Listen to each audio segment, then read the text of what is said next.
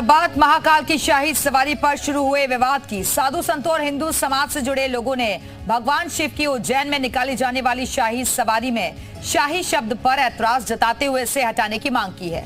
लोगों का दावा है कि शाही एक इस्लामिक शब्द है जिसकी जगह हिंदू शब्द होना चाहिए। इस मुद्दे के गरमाने के बाद सीएम मोहन यादव भी शाही की जगह राजसी शब्द का इस्तेमाल करते नजर आए।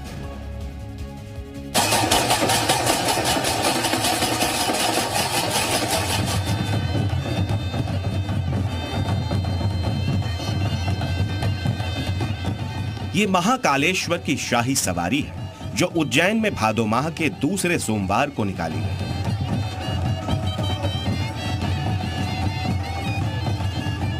महाकाल की इस शाही सवारी में उनके भक्त बड़ी तादाद में जुटे और भगवान शंकर के नाम का जमकर जयकारा लगाया।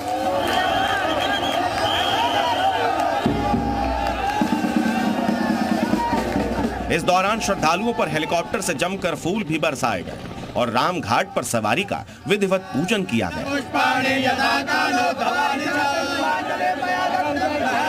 वहीं मुख्यमंत्री मोहन यादव भी अपने परिवार के साथ महाकालेश्वर की पूजा में शामिल हुए।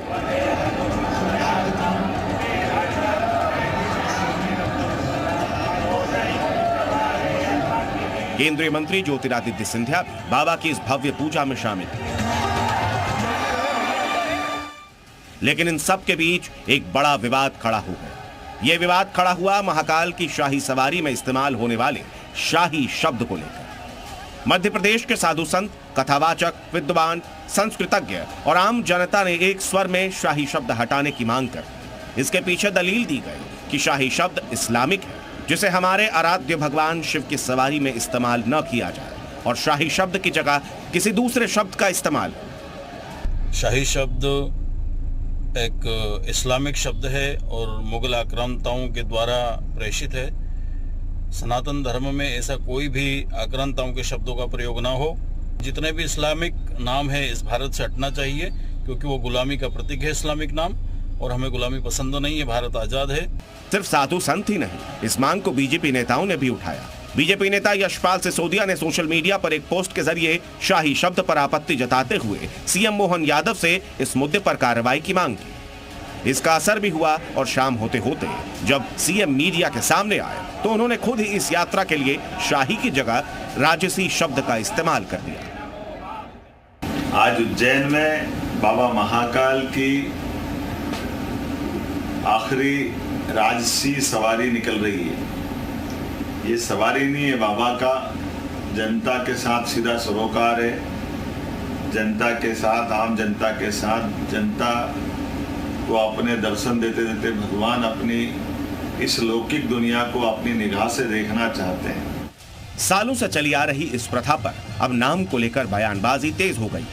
कुछ लोगों ने शाही शब्द को इस्लामिक बताया तो सवाल उठने लगे कि क्या भाषा और शब्दों को भी धर्म के आधार पर बांटा जा सकता है। बीजेपी ने जहां इसे लोगों की भावनाओं से जुड़ा मुद्दा बताया तो कांग्रेस ने इसे नाम बदलने की राजनीति करार दिया। देखिए इसके बारे में क्या है क्या नहीं है और क्या डिमांड हुई है, कौन सी हुई है, लेकिन गुलामी के प्रतीक देश के अंदर कोई नहीं बचे। भगवान के मामलों में मुझे लगता है कि जिस तरीके से श्री राम और सबके नाम पे राजनीति करती है भाजपा, वो ठीक नहीं है। लेकिन फिर भी यशपाल जी काफी सीनियर हैं और बोला है उन्होंने, तो उनकी सरकार है। दिल्ली में भी है, यहाँ पे भी है। नाम चेंज करने की प्रथा उनके यहाँ चली रही है, तो कर दें। जिस चीज का चेंज करना है करवा लें। महाकाल की सवारी के शाही शब्द पर जारी सियासत के बीच देश के अलग अलग हिस्सों से साधु संतों का बयान भी सामने आया। मुझे लगता है इसमें सियासत करने की ज़रूरत नहीं है, क्योंकि मुग़लों का जब शासन शुरू हुआ उस समय बहुत सारे हमारे जो कार्य होते थे उसमें उर्दू शब्दों का प्रयोग किया गया।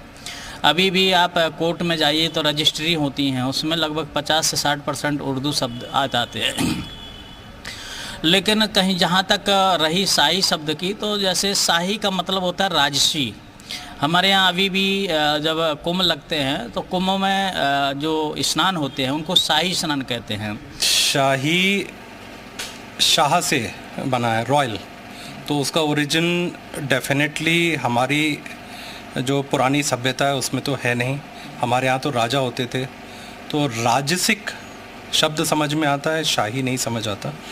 शाही अगर आप देखें शाही इज़ प्योरली उर्दू वर्ड, तो उर्दू से डिराइव हुआ है। महाकाल की सवारी के लिए सीएम मोहन यादव का शाही की जगह राजसी शब्द का इस्तेमाल करना भी साबित करता है कि वो भी साधु संतों की बातों से पूरी तरह सहमत है, जिसे देखते हुए माना जा रहा है कि अब आगे से महाकाल की शाही नहीं बल्कि राजसी सवारी निकलेगी। भोपाल से राहुल सिंह राठौड़ के साथ ब्यूरो रिपोर्ट, जी मीडिया।